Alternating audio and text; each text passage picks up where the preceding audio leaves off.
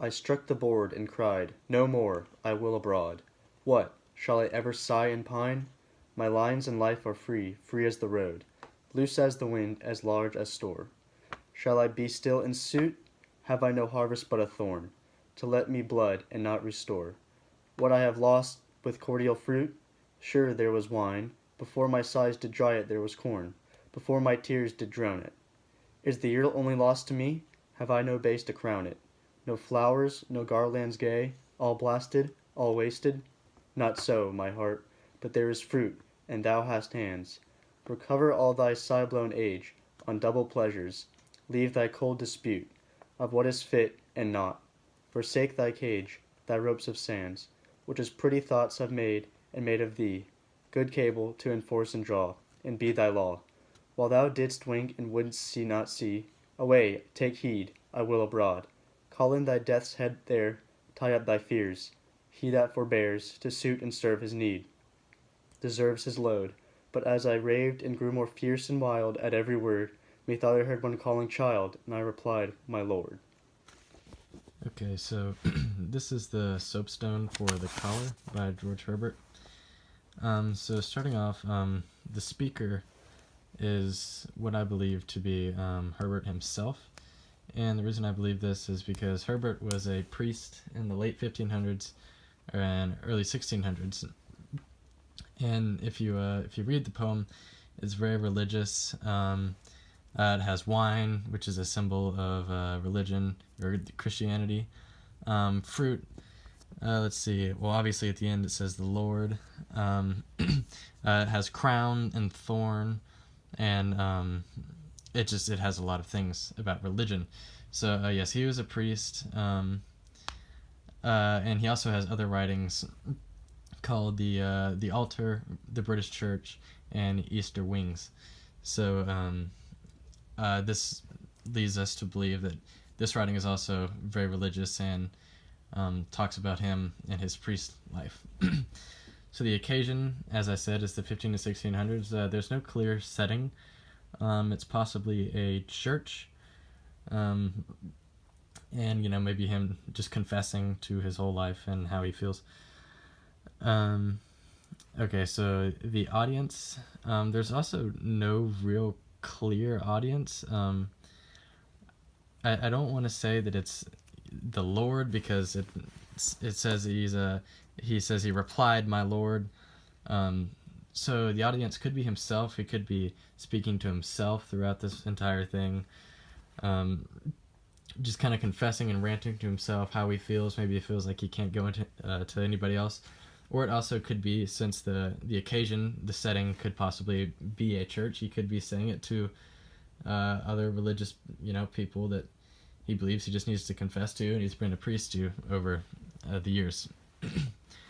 The purpose. So the purpose is that Herbert feels like he needs to just reject religion because of his time as a priest and what he's gone through. He's very tired of it. He feels like everything he's putting into it, all he's getting back is just suffering and pain, and he's getting nothing out of it that he deserves. It says, he writes at the end here, he says, to suit and serve his need deserves his load. So he's saying, whoever serves God as a priest or anything like that, the way I serve God deserves his load, and he's not getting anything out of it. He says here, he says, my sighs, my tears, and he says, I have no bays to crown it, the crown, like the crown of Jesus Christ, but he has no bays. He has no flowers, and he has no garlands. So therefore, he feels like he's just getting nothing out of it, and these are the things that he possibly feels like he should have as a priest, and he just feels like he doesn't get any of this from the Lord. So, and then he says, are they all wasted? Because he's made all these efforts as a priest, but he has gotten nothing out of it. So he's saying, I have these all been wasted as my time as a priest. And then he says right here, he says, recover all thy sigh-blown age on double pleasures. So this recover all thy sigh-blown age is talking about recover my past life, the time that I have spent as a priest. I'm giving it up now, and I'm going to attempt to recover it, and it says on double pleasure. So that means he is saying he feels like he's going to have more pleasure out of not being a priest and doing the things that he doesn't have to be religious doing anymore. So moving on, the subject clearly is religion, the religion of Christianity, and he's wanting to break away from that religion. He's wanting to rebel. And in the beginning, we can see here that it says, I struck the board and cried, no more, I will abroad. So he's saying, no more, I'm done being a priest, I'm done being religious like this, I'm getting nothing back, and I will run away, basically. And then right here he says, shall I be in suit? So he's saying, do I continue to be a priest? Do I continue to still be in suit? And he's saying no. He's saying, but no, I have no thorn to let me blood and not restore. So he's basically just stating that he's going to break away. So that's the subject.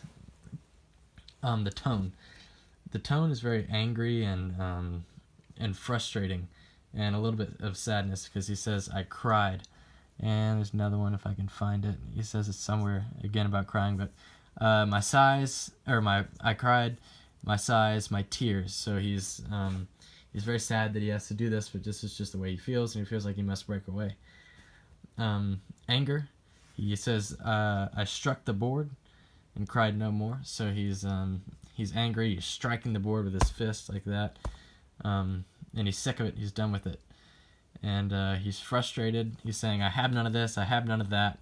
And he's frustrated with the Lord, and he's saying, Lord, I'm giving you this, and you're not giving me anything back. So overall, the poem is a very religious, almost rebellious against religion, though. And he's basically stating his end to his time being a priest and serving the Lord.